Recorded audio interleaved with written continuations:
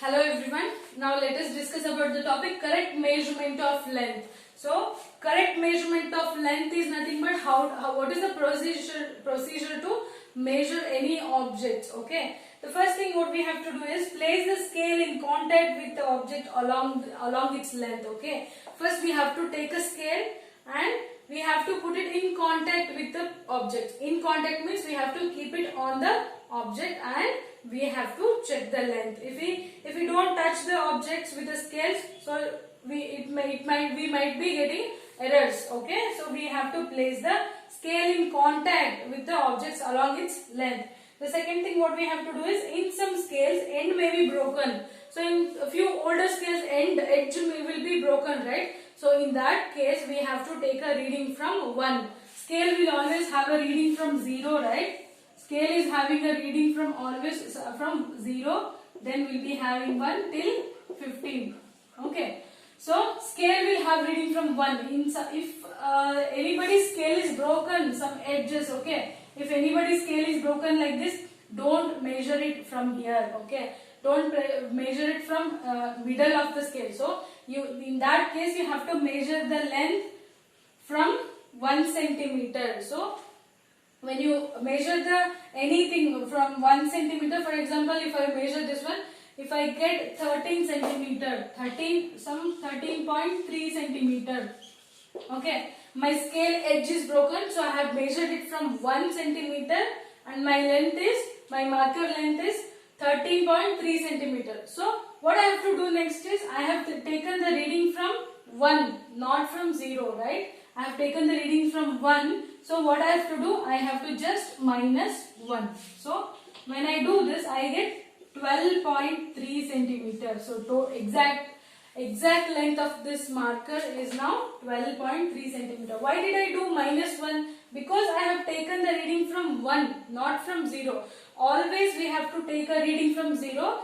Since our scale is broken, we have taken the reading from number 1. At the last we have to subtract 1 to get the exact length of the anything. Okay. So the third thing is correct position of eye. Correct position of eye is very important actually. When you measuring the length of this marker using the scale, you have to hold it right in front of your eyes.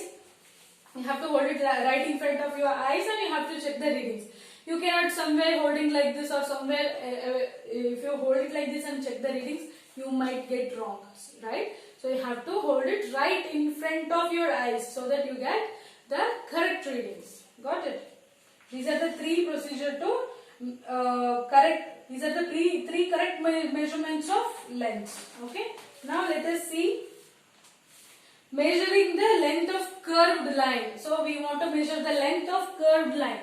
For example, if I have a curved line, so this is a straight line, right? This is a straight line from A point to B point. So this is a straight line. We can measure the length by using scale easily because this is a straight line. For suppose if I have a curved line, this is the curved line from A to B, it is a curved line. In this case, what will you do? You can, whether we can able to use the scales? No, it is not possible because this is a curved line. We cannot measure this using a scale. In this case, what we have to do is, you have to take a string. String is nothing but a thread. So you have to take a string and measure the length. Okay. First you have to mark the starting point. You have to mark the starting point and stretch the thread and hold it. Now stretch the thread along the line and hold it. Okay. Now you have to take the reading from this. Stretch the string and you have to hold it properly. So when you do this, you will get the reading of the curved line. This is the procedure to measure the curved line. Okay, this much I got. I got this much as a this is the measurement of a curved line. When I got this, I can easily measure this straight line. Now this is straight line. It was a curved line. After measuring, if I stretch, it is a straight line. This easily we can measure from the measuring tape. Okay. So this is easy to measure the curved line using a string. Okay. We cannot use a scale to measure the curved lines. So next one. Let us see now moving things around us. So let us see the moving things around us. What do you mean by moving things? So if I see a bird in the sky, if I see the bird, it will be there for when I see that, it will be there somewhere. Okay. After a few seconds, I turn and see, it will not be there. Okay. It is changing the position with the time. So any objects, it changes its position with the time. It is called as a moving objects. For example, I told you bird. When you see that, it will be flying somewhere. After a few seconds, you turn and see, it won't be there. It will be moving. Okay. So any objects moving with that, changing its position with the time, it is called as a moving things. Non-moving things is what? For example, I have a chair. Unless I put an external force on that, it doesn't move. It will be there for 100 years. If you keep it there, it will be there only. It doesn't move. Okay. When I put some external force on the thing, and it will move, right? So this is called as a non-moving things. Okay. Now let us see the types of motion. Now let us see the types of motion.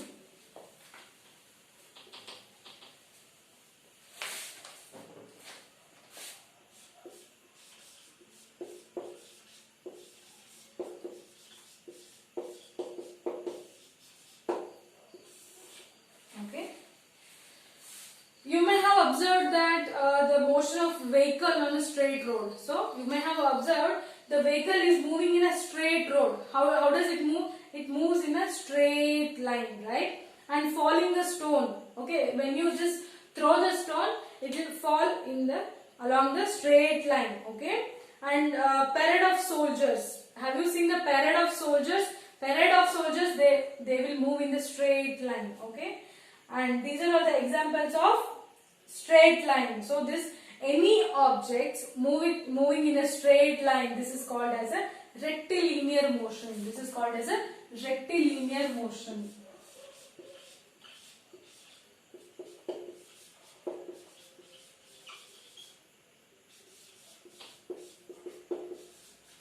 So any objects that moves in a straight line, it is called as a rectilinear motion. Examples for this motion will be falling of a stone, falling of a stone, vehicles on straight road,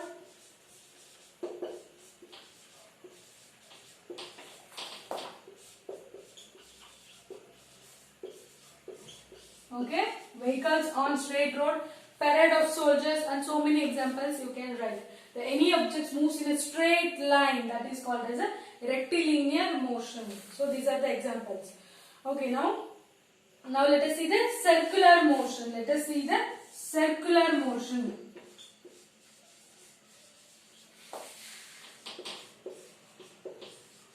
This one is example. For example, you just hold a stone, tie some thread to that, hold the thread. Okay, you tie some stone to that and hold a thread.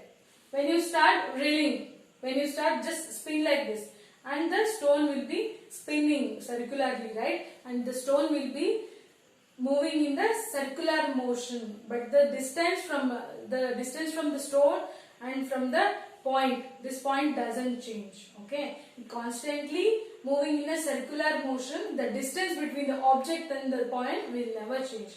That will not change. So this is called as a circular motion. Okay. Example is stone. Stone in hand. For example, we can say fan.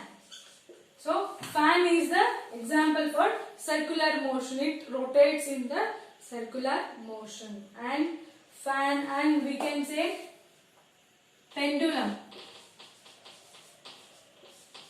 Pendulum is nothing but a holding stone. You have to tie some thread to the stone, hold it and start reeling. Okay, when you spin that, so that will be moving in a straight line, but the distance from the stone to the point will not change. That is called as a circular motion. Like for example, fan, and one more is pendulum. This is called as a circular motions. So now next one is periodic motion. So next one is periodic motion.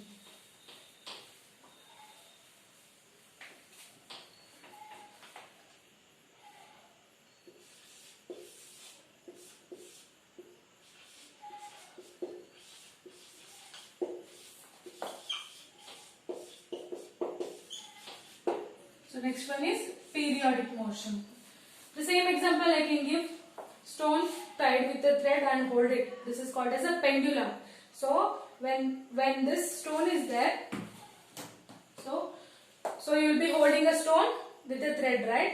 So pull the stone to the left side and leave it. So it will oscillate. That stone will oscillate from one point to another point for a particular time period. So any object that repeats its motion for a particular time, that is called as a periodic motion. Okay, periodic motion examples are pendulum, sieving machine. Sieving machine is also a periodic motion, because when you rotate the wheel, so the needle will be there, no? So needle will be continuously moving up and down, up and down, up and down. That is called as a periodic motion. Examples for periodic motions are pendulum,